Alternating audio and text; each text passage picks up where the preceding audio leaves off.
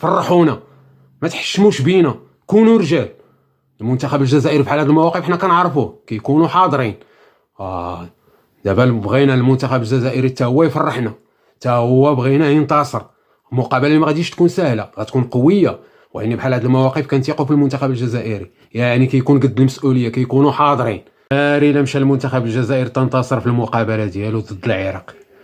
واش عرفتي شنو هي العراق بالنسبه لهم؟ راه هي المرشحين تدي الكاس، يعني المقابله غتكون صعيبه على المنتخب الجزائري، وان المنتخب الجزائري حتى هو لا خوف عليه. يعني بحال هاد المواقف كيكونوا حاضرين. ما عرفت علاش عندي فيهم واحد الثقه، عندي فيهم واحد الثقه بانهم ما غيحشموش بينا، غينتصروا وبشي نتيجه اللي ترضيهم. سيدي عطينا هذاك النص ديال داك الرضا الماتش اللي فات، على النص. يعني بغينا المنتخب الجزائري ينتصر لي على المنتخب العراقي، بغيناكم تفرحوا الشعب الجزائري وتشرفونا معاكم. هادشي اللي كنتمناو.